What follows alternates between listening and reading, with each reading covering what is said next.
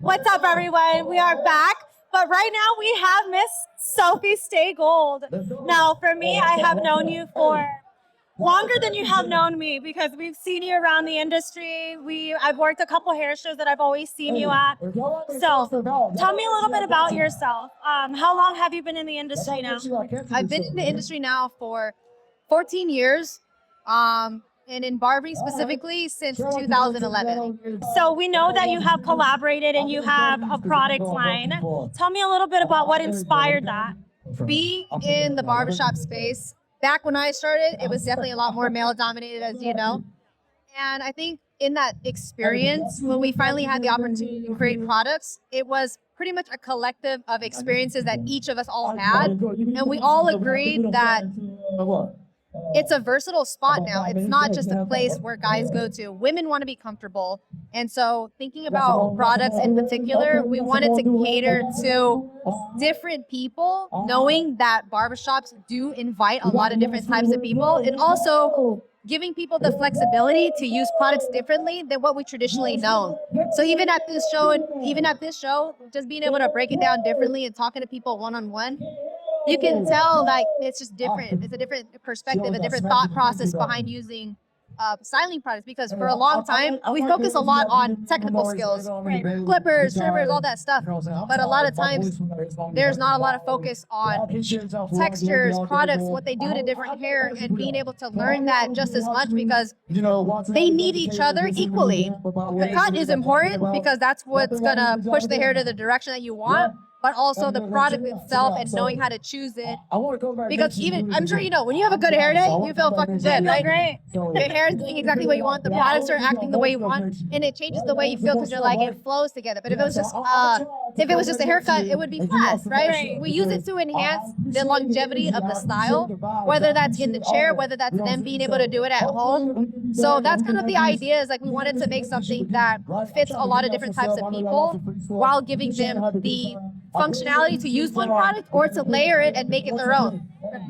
So I know education for you has always been a really big thing, but now we are starting to educate the client more, the guest in our chair more. How important is it to you to say, like, how to teach them how to use the product in the right way, or how to select a certain product for them? Oh, it's very important, because you never want them to feel like they can only get that look when they're visiting you.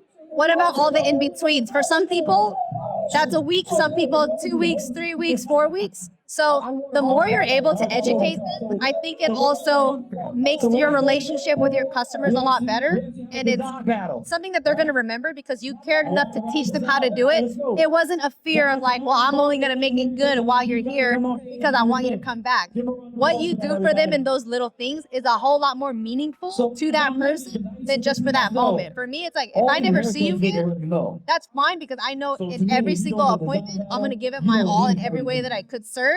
Until this day, I've had clients from the first barbershop like, Sophie's still giving me the best cut I ever had. And I'm like, that's so sweet, because I'm like, I haven't seen you in at least 7 years, and they always remember the way we treat them, the way we help them.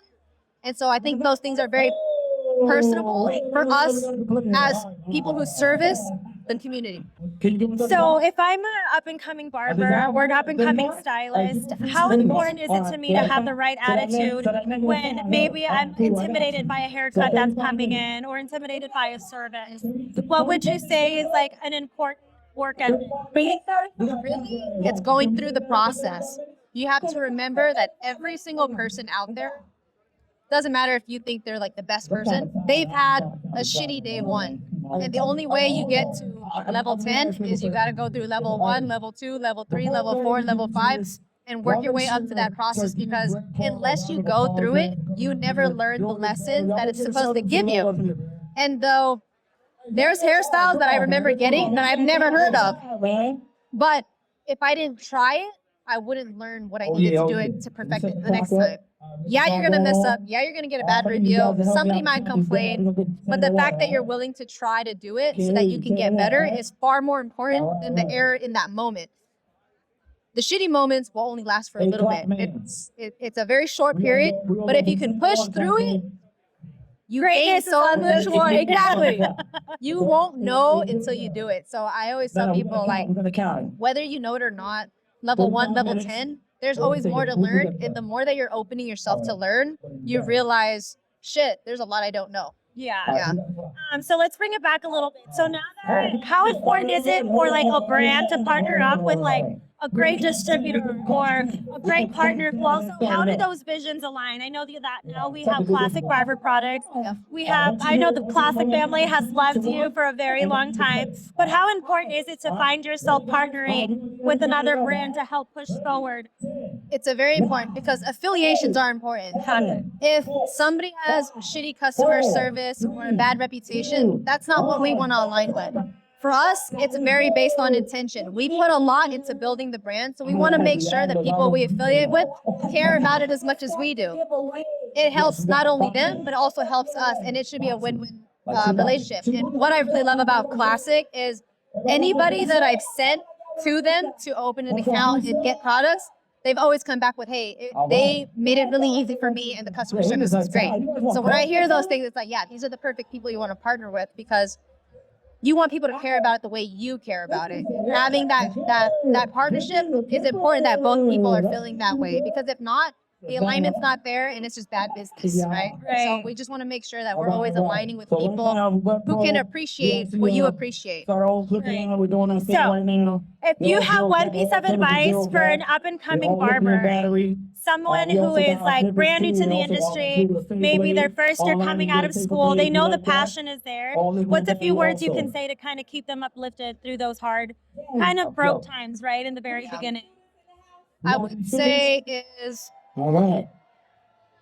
repetition and looking for challenges at the same time. Because you could have repetition but never find a challenge, and then you will be on a hamster wheel doing the same thing for 10 years, 20 years, and you're going to wonder why you didn't grow.